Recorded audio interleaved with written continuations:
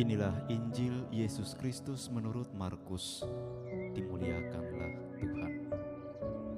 Pada suatu hari, Yesus berbicara tentang bagaimana ia akan menderita sengsara. Sesudah itu ia membawa Petrus, Yakobus, dan Yohanes, dan bersama mereka naik ke sebuah gunung yang tinggi. Di situ mereka sendirian saja. Lalu Yesus berubah rupa di depan mata mereka, dan pakaiannya sangat putih berkilat-kilat. Tidak ada seorang pun di dunia ini yang dapat mengelantang pakaian seperti itu. Maka nampaklah kepada mereka Elia bersama dengan Musa. Keduanya sedang berbicara dengan Yesus. Lalu Petrus berkata kepada Yesus, "Rabi, betapa bahagianya kami berada di tempat ini. Baiklah, kami dirikan 3 kemah, 1 untuk engkau, 1 untuk Musa, dan 1 untuk Elia." Petrus berkata demikian sebab tidak tahu apa yang harus dikatakannya, karena mereka sangat ketakutan. Maka datanglah awan menaungi mereka, dan dari dalam awan itu terdengar suara, "Inilah anak yang terkasih, dengarkanlah dia." Dan sekonyong-konyong waktu memandang sekeliling, mereka tidak lagi melihat seorang pun bersama mereka, kecuali Yesus seorang diri. Pada waktu mereka turun dari gunung itu, Yesus berpesan supaya mereka jangan menceritakan kepada seorang pun apa yang telah mereka lihat itu, sebelum Anak Manusia bangkit dari antara orang mati. Mereka memegang pesan tadi sambil mempersoalkan di antara mereka apa yang dimaksud dengan bangkit dari antara orang mati. Demikianlah Injil Tuhan kita. Terpujilah Kristus. Bapak, Ibu, saudara-saudariku yang terkasih dalam Kristus, peristiwa transfigurasi Yesus di Gunung Tabor merupakan sebuah peristiwa yang unik, mengagumkan, dan indah bagi para rasul, Petrus, Yakobus, dan Yohanes. Mereka sangat bahagia dengan pemandangan dan penampilan Yesus yang bersinar karena berubah rupa. Terang atau cahaya dari Yesus merubah situasi mereka. Namun sebenarnya, peristiwa transfigurasi ini bukanlah sebuah mukjizat, karena memang Yesus adalah terang itu sendiri. Cahaya yang keluar dari Yesus membuat orang merasa bahagia, damai, nyaman sebagaimana dialami oleh Petrus, Yakobus, dan Yohanes.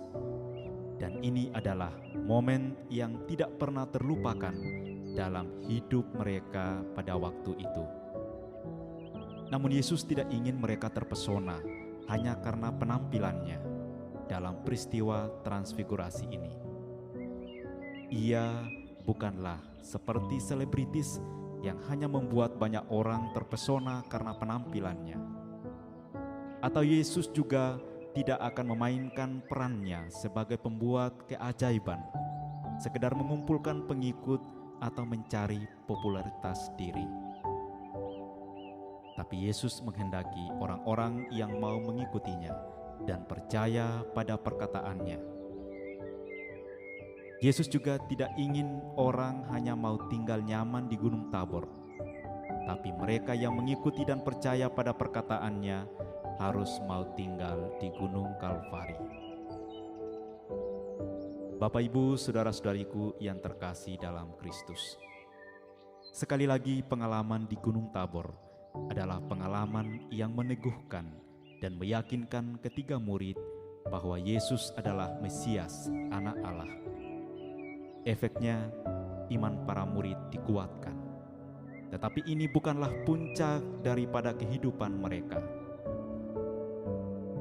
Perjalanan mereka belum berakhir. Ada jalan panjang yang harus mereka lewati untuk sampai pada puncak kemenangan atau puncak kebangkitan.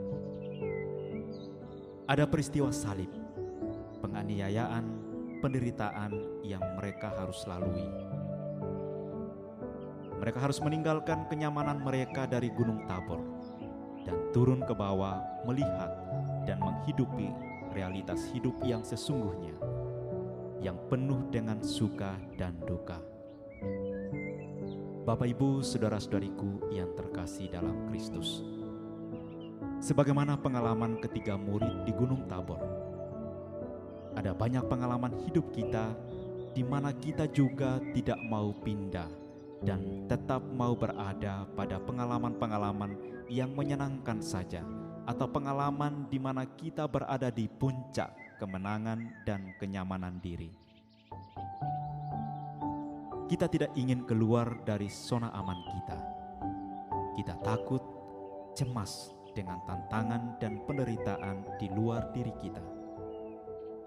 Tetapi Yesus membawa dan mengajak kita untuk menuruni gunung dan mempersiapkan kita untuk masa-masa sulit yang akan datang.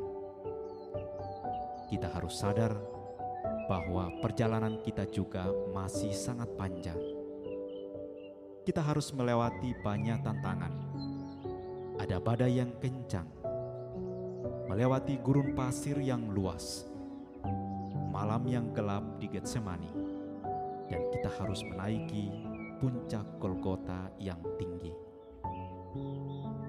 Kita tidak hanya berhenti dalam pengalaman transfigurasi saja di Gunung Tabor, tetapi kita harus berani berjalan dalam semua peristiwa suka duka hidup kita.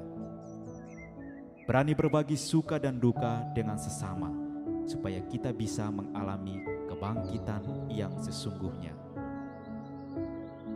Semoga rahmat Tuhan menguatkan kita di dalam mengarungi perjuangan hidup kita dan menyertai kita sampai akhir zaman.